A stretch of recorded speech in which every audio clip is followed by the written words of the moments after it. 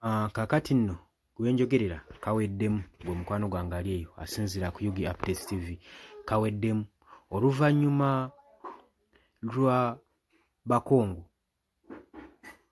okukola diplomatic slate oba okukola entiisa eri diplomatic nga bagamba bagenda kudipootinga Ugandan ambassador bagenda muzza ku butaka bwe batwe balangiridde. DRC etaddewo entiisa nti egenda kudipootinga ambassador wa Uganda mu Congo. Nsonga ki? Kwanirizaako nnyo kutegeeza nti ku Yugi Updates TV k'osinzira okuba ng'otuwuliriza gwe omulabi omulungi, kutegeeza nti okola ky'amaanyi nnyo okwekumira ku mayingo gano. Baganda bange bali e Bulaaya balamusizaako nnyo, mwebale ogwo omulimu gw'enkola ogw'amaanyi ogw'okuba nga mutuwuliriza gwe mukwano gwange ali eyo. Wabula gwe atandika kuba ng'osubscribinga genda mu maaso kiirawo olaba ekigambo subscribe kikoonemu, towerabira koona mu kadde kuba akadde kajja kuleetera notification message okulaga nti nno waliwo information ezze egenda mu maaso gwe mukwano gwange ali eyo. Leka gwe abasooka okumanya, leka gwe abeera updated buli kadde ng'osubscribinze ku Yugi Updates TV. Kakati muganda wange saagala kulwisaayo. Ambassador wa Uganda mu Congo alabika okuba nga ebibye bibi kaweddemu, kubanga Congo egambye nti negenda mutikka asibemu obubwe adde ewaabwe ku Uganda ebutaka. Lwa nsonga ki gwe muganda wange ali eyo ampuliriza? Jjukira nti nno Kinshasa okusinziira ku badde bigenda mu mateeka ne interruption ebaddewo wakati wa Uganda ne Democratic Republic of Congo DRC olw'ensonga nti waliwo unpaid tax eziri area ezibalirwamu akawumbi kamu ezibalirwamu akawumbi kamu mu obukadde 600 eza wano mu Uganda nga ze 443,000 eza US ezibanjibwa Uganda gwe sente ezibanjibwa Uganda byebyo ebibadde ku mimwa ng'ennyindo mu ggwanga wakati w'eggwanga erya Uganda ssaako n'erya DRC. Bino nno bigenze okubalukawo nga Congolese diplomat Ambassador Bernard Mutanda ono nga Director of Protocol mu DRC Ministry of Foreign Affairs atiisizza n'adeclaringa nti Ugandan ambassador Fred Kaliisa nti si figa nnungi kimala okubanga akyali mu ggwanga eryo erya Congo. Okusinziira ku ba diplomatic note erabiseeko mu publication, Mutanda yawadde Kaliisa advice asobole okuba nga refraining okutravelinga mu DRC Congo ng'amuwoninga nti visa ye ejja kuba ekansolingibwa oba si ekyo ajja kuba ateeka bulamu bwe ku risiki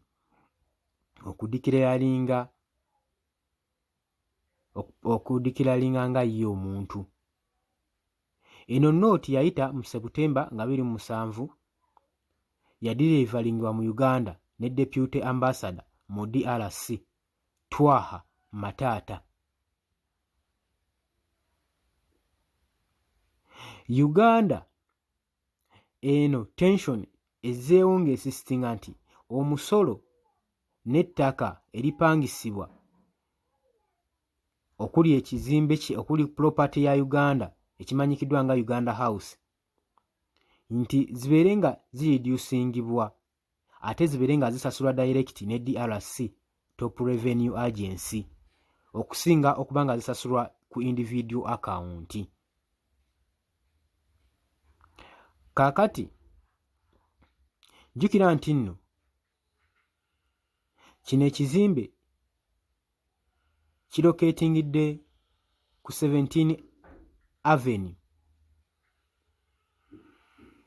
ku Tomba Barye mu Kinshasa Uganda House. Tujjukira bulungi nti yazimbibwa mu biseera bya Idi Amin omulembe gwe mu 1970 eyo. ekizimbe kino bwe kyazimbibwa era ne kikyusibwa oluvannyuma ne kifuulwa commercial building. Kati ab'obuyinza mu Kinsasha authorities bagamba nti Uganda ebadde ekuŋŋaanya omusolo okuva mu bapangisa okumala emyaka 10 naye nga tebasasula busuulu oba gwe twandiyisewo omusolo mu kibuga. Newankubadde Uganda yadimitinze obuvunaanyizibwa obumu n'egenda ku agreement n'egenda ku muwendo gwennyini oguteekeddwa okuba nga guoninga nga gusasulwa eri authorities mu Congo. Era kyayogerwako nti agreement gye baakola Uganda ebeere ng'esasula ng'ekavalinga emyaka egy'emabega 4 okuva mu 2019 paka mu 2023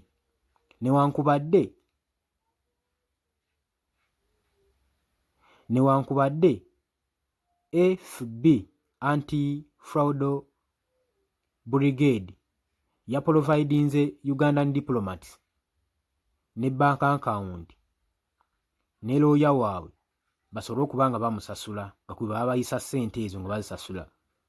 Ekintu Uganda kye yagaanye ng'egamba Uganda yeegamba diplomatic protocols zipreventinga payments okuba nga zisasulwa ku individual account.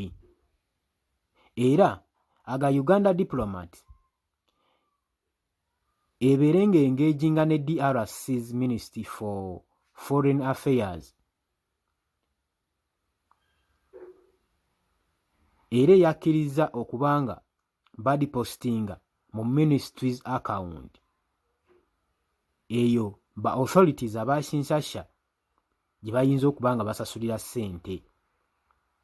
Kati ate Ugandan Ministry of Foreign Affairs Permanent Secretary Vincent Waiswa Bagire yamaze ddo kikonfaminga nti gavumenti yabadde maze okulocatinga 443,000 akawumbi kamu mu obukadde 600 eza wano mu Uganda ku misolo gye balina osasula emikadde, era kino yakinkludingamu mu financial years.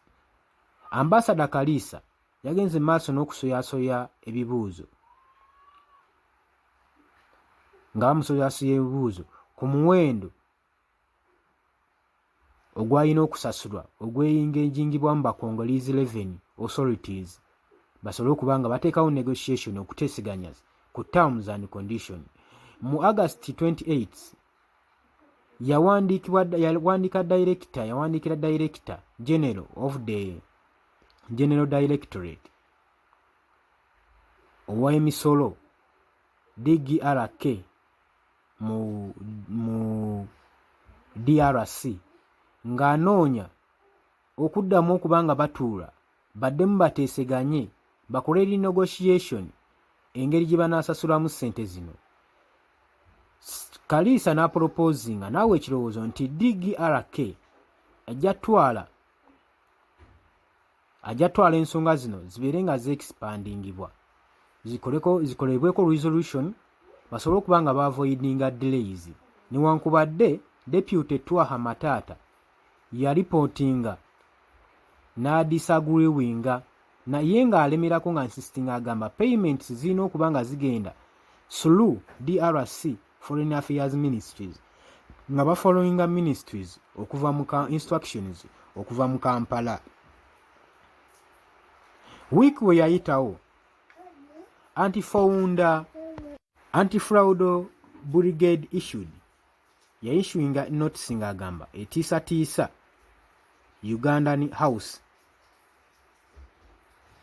ng'agamba nti ssente omusolo egibanjibwa area singa tegisasibwa direct gye bali.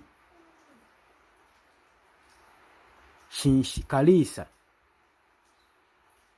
n'asasula payments ene DRC Foreign Affairs Minister account nga insistinga that National Revenue Agencies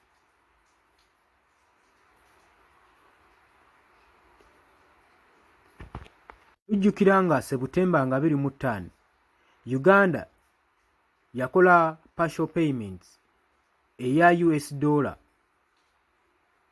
45,000 ng'asasula DRC nga negotiation n'abakongolezi we byali ng'emisolo we gyali gigenda mu maaso. Kaliisa n'akonfaminga payment si zino ng'asitatinga ng'agamba ye ajja kuteekawo ekkubo ery'okuba nga bateeseganya n'abakongolezi authorities basobole okuba nga basevinga Ugandan taxpayers zibasasula. Naye ennaku 2 we zaayiseewo Mutanda yakowoola Mataata era n'ateekawo okuba nga yeekalakaasa, n'ateekawo nooti ey'okwekalakaasa nga akyuzinga Kaliisa okuba nga ya-engaginze mu DRC officials nga tafollowinze proper diplomatic channels era saako n'okubeera mu DRC nga talina proper accreditations kwegamba olukisa olusaaniza okubeera mu DRC. Newankubadde Kaliisa yali appointingiddwa ne President Museveni emyaka 2 emabega, naye obusobozi bwe nga ye Ugandan Ambassador ku DRC bukyali ku pending.